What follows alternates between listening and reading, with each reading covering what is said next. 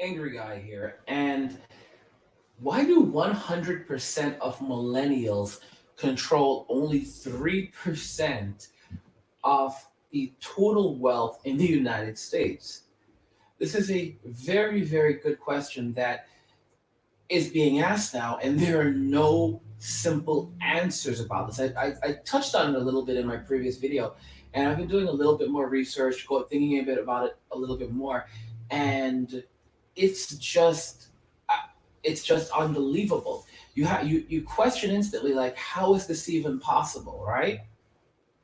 How is this actually possible in today's day and age that millennials could literally be so poor? Okay, guys, this basically illustrates that millennials, people born between 1981 and 1996, control virtually no wealth in the United States. No wealth. 3%. Okay, millennials make up 73 million people in the US. We are the largest generation in the United States. We control no wealth. No wealth. 3%. Think about this carefully. The people who make up the largest largest generation, largest working generation, everything you got there right there, we are by far the poorest.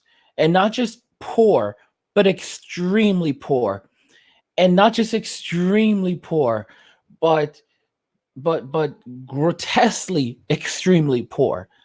3%. Okay? 73 million people in the US, okay, hold only 3%. 3% of the US wealth. Total US wealth. 3%. I honestly don't know how anyone could see this headline and not say, oh my gosh, what is happening around us? What's happening around me? Okay?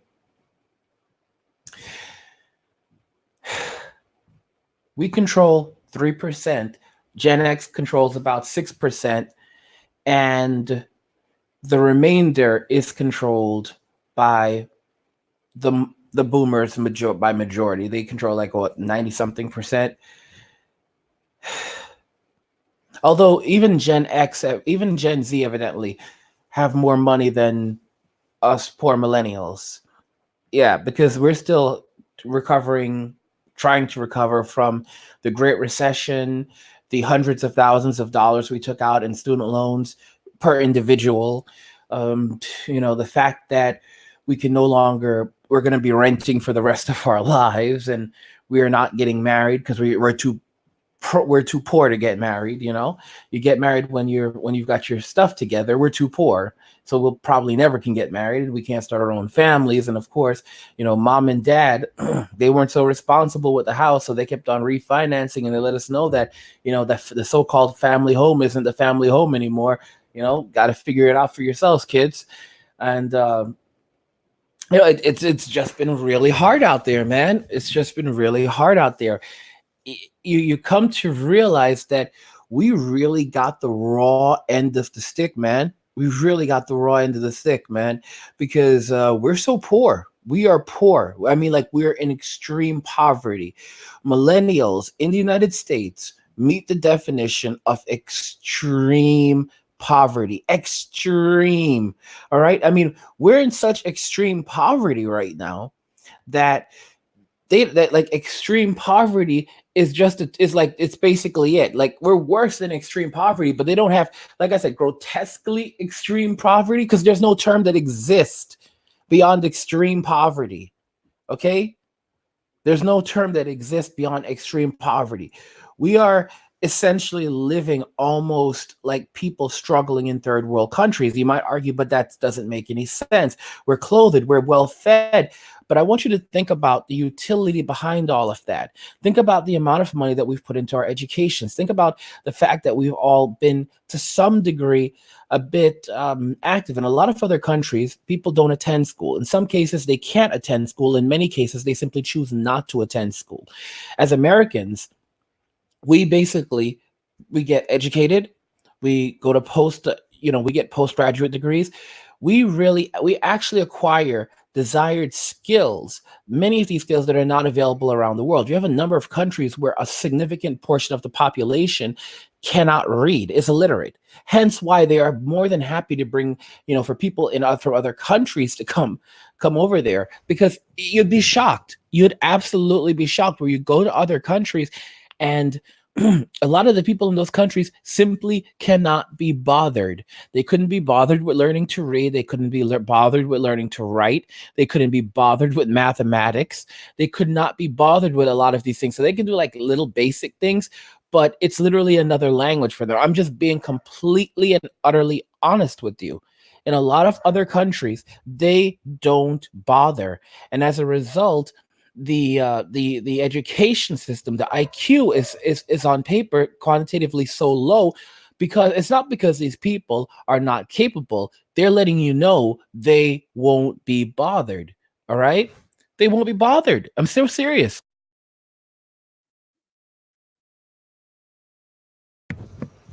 So when you really look at it that way, when you really consider it, you start to understand what's happening around us. You start to put like two and two together, man, and you're like, yeah, that's why America is so wealthy, because everyone in America has to work so darn hard. In other countries where by law people have to take a certain amount of vacation time a year, in the United States there's no such thing.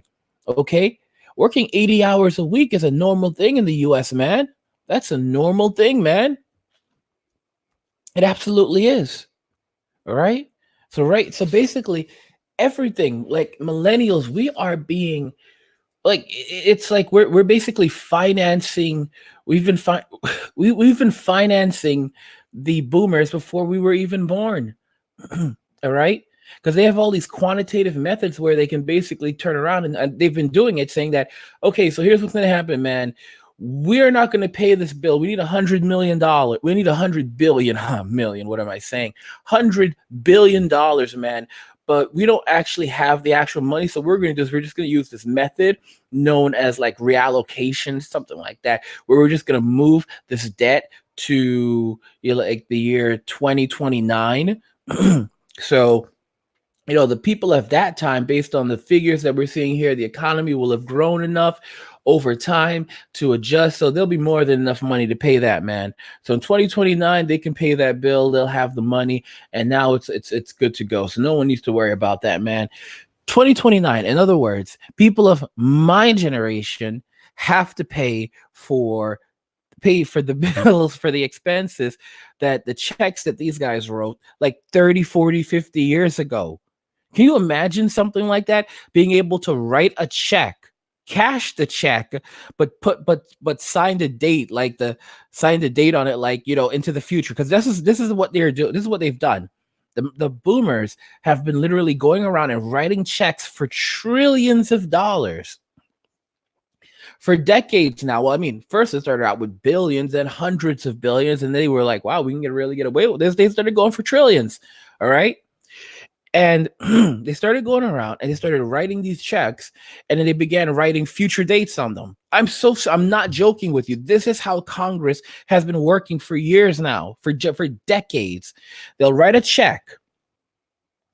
All right. They write a check for like $100 billion. And then on the check, they put the, like, the cash. You can't cash the check until they cannot cash this is where it gets worse. So you cannot recover the debt from the check until, let's say, 20 years into the future. So like they write this check in 1971, but you can't cash the check till 2029. All right. But they can't recover the debt. The debt doesn't become due until 2029. So basically, when people when the when people are like, hey, where are the funds to cover this check in 50 years, they're going to say, well, yeah, you should have known that it was going to happen. That's what they've just been literally writing checks that they cannot cover, and they've been spending the money. They're writing checks, spending the money, and there's no cash. It's an insane concept. They're writing the checks, spending the money, and then there's no cash.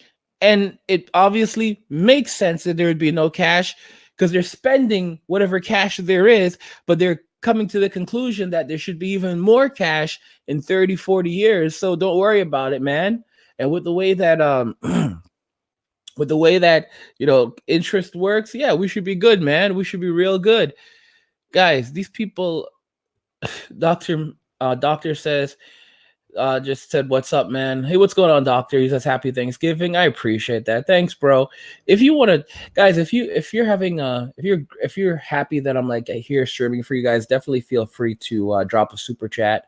Or, but yeah, guys. I mean, I don't know. It's definitely a situation where all of us have to be very conscious and aware that we we're not like, I mean, we have no wealth. We have no wealth, man. We have no wealth. Like, we're broke, man. And like, they just keep adding on more and more stuff, you know? They just keep on adding on more and more. And like, it's obvious that they don't actually care, but they're just going to keep on doing they're just going to keep on adding on more and more and getting as much as they can until everything completely falls apart. And we have to ask ourselves, do you want to sit and do nothing until that comes? Because it's almost here. Or do we want to start actually taking action right now? Like, like getting out of the United States. Like, I'm just being honest. You're like, what? I like getting out of the United States. Like, get yourself a passport.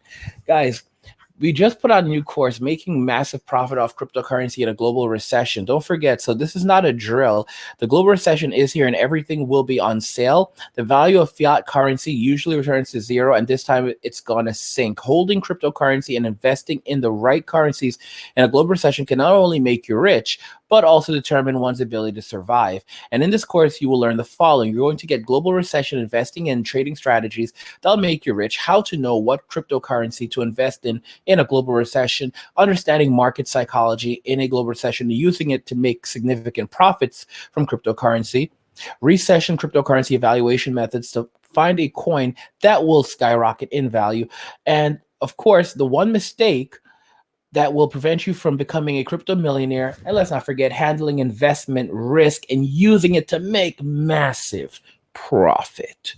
All right, guys. So that's what I've got for you. If you want to take this course is actually $1,000. Okay, but you can actually get it for the early bird price of $199.99 right now. So you can find a link to the course description video, because as you guys can see, things are not good for us millennials. Things are really, really tough out there right now, man. Things are really tough out there. But just do what makes you happy, man. Do what makes you happy. Anyway, let me know more about your situation in the comments. If you're a millennial that's struggling to stay afloat like the rest of us, what am I saying? All of us are struggling. Love Jesus, get money, and be good to each other, man. And cheers.